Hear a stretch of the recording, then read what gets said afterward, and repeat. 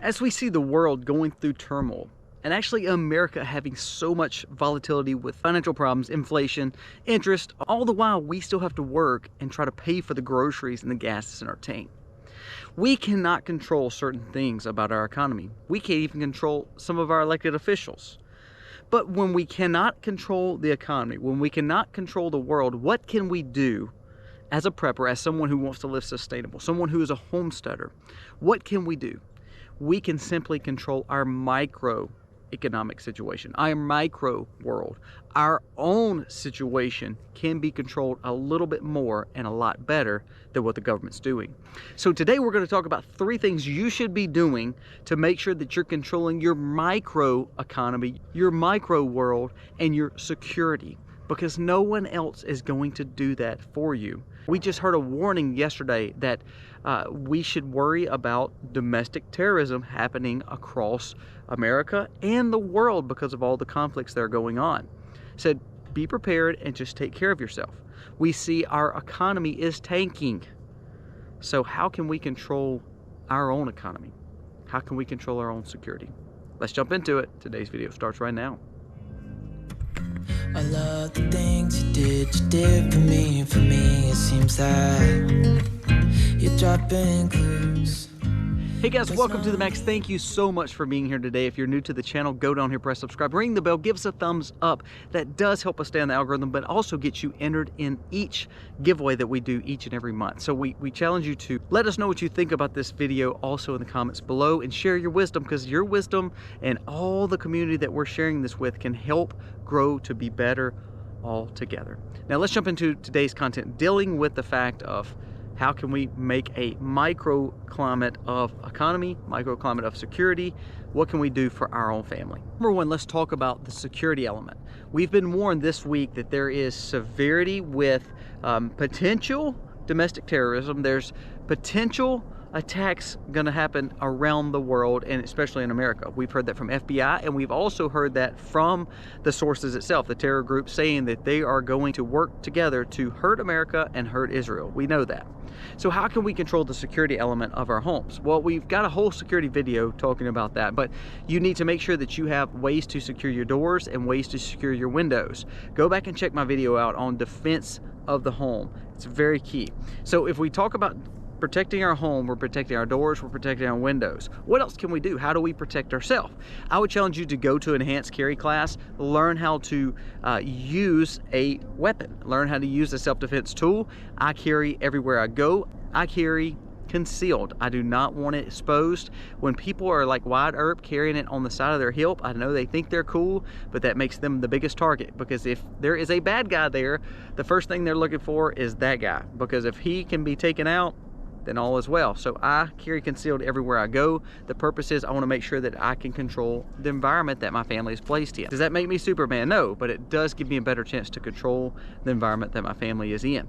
If you're not wanting to carry like that, think of non-lethals, think of tasers, think of anything that you can utilize for taking care of your family. Make sure that you are securing your family. Teach your kids what to do in case of an emergency. Do they know where to go? How to get on the ground? My kids know if we're at church, this is where they go. They know if we're in the store, this is where they go. They know if they're at their home, where do they go? You have to build those plans to make sure your family is ready for any situation that's thrown your way. Doesn't take you living in New York or Washington, D.C. It could be in your own little town. Don't think that there's not radicalized people all around. So we want to make sure that we're taking care of ourselves. Now, on the national side, we can't always take care of ourselves in a nuclear situation, but you may want to have some iodine on hand. You may want to have a respirator on hand. You may want to have some oxygen, or a way that you can close up and seal up a home or an area with air filtration. All those are good things. So that's the security element. Start taking care of your own security.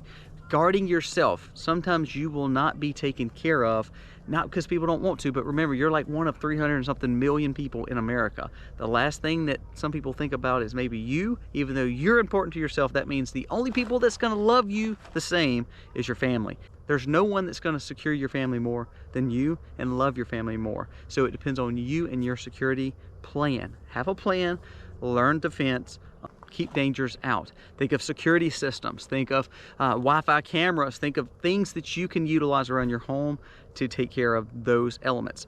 Think of security lights. I like the little deer cameras that I hunt with. I place them all over my property, so that way if they go off, I know there's someone that shouldn't be there or there's something that shouldn't be there, and we're gonna address it at that point. Now, number 2. What is the second thing? Well, if we're controlling the security, now let's control the financial. Now, financial markets are falling to pieces. Your retirements are in the tank because you wanted to elect Biden. Well, you may not have, but Biden is elected, he's your president, and this policy of inflation, spending too much money, then interest to cover it up, and then all of a sudden the market is so volatile, it's hard to keep your money safe. So how can we keep our money safe when the market's going crazy? So we have to look at a few elements. I don't like Bitcoin anymore, especially because it's too volatile, and also the fact that the government is starting to put their hands in it. Plus, crypto is a form of maneuvering towards digitized currency. Just me personally, it's what I believe. It's a foreshadowing. I don't typically just like keeping all my money in the accounts or stock markets because, again, it's volatile and you can't have access to it. So what I look at is this. I have to have tangible goods. What are tangible goods? Well, we talked about self-defense earlier. Well, that self-defense tool is an asset. It allows you to have value in something that you need. So when it comes to financials and building a financial hub and covering for yourself, look at bartered goods. Look at goods that you could utilize, trade off, and sell to each other to make sure that you have a parallel economy and can provide for your family. Have cash. Right now, cash is still king. It allows you to have a privacy element to what you're purchasing and where you're purchasing and how you purchase those things. Not that it's bad, but it's no one's business what you as your family are purchasing. So have a lot of cash on hand or have it to a place where you can get to it. Having gold or silver is key. Precious metals is awesome, but if you have all your gold and silver sitting in a vault over in a different state, it's serving you no purpose. Make sure that you have your tangible goods, your precious metals, in a form where you can grab them, hold them, put them up. Now, you can be buried. You could have those things buried in caches. You can put them up in your own personal safes. You could have several safes. Don't put all your eggs in one basket. The only way you're going to control your microclimate is you invest in things like animals. You invest in real estate. You invest in precious metals. You invest in bartered goods, have cash on hand, and you've got to get out of debt. If you are spending like the government's spending, there's no bailout for you. You are stuck and you're going to be in a bind all your life. You are a slave to the lender. So please make sure you have a budget and you start spending less than you make. That means you have to cut certain things out to make sure you have groceries to feed your family. Food is another one you can start buying because it's a bartered good, it's good for you, and it allows you to have security for your family where you're not dependent on the government to provide your food. Lastly is knowledge. Now, you would have never thought I'd said knowledge, but knowledge, wisdom, and common sense, you've got to control that. You are propaganded and psyoped, and you are led like a sheep to slaughter because you don't know who to believe anymore. Do you believe this Twitter guy? Do you believe this Legacy News? Do you believe this guy on YouTube? Do you believe this book that you're reading? Do you believe this biases here? So you have to focus on gaining wisdom, knowledge, and common sense. Now, these things have to be protected because when we gain wisdom and we gain knowledge, then we have to protect that and know that we're not going to be swayed one way or the other. Well, our whole way of life has been swayed by media and manipulation of social media.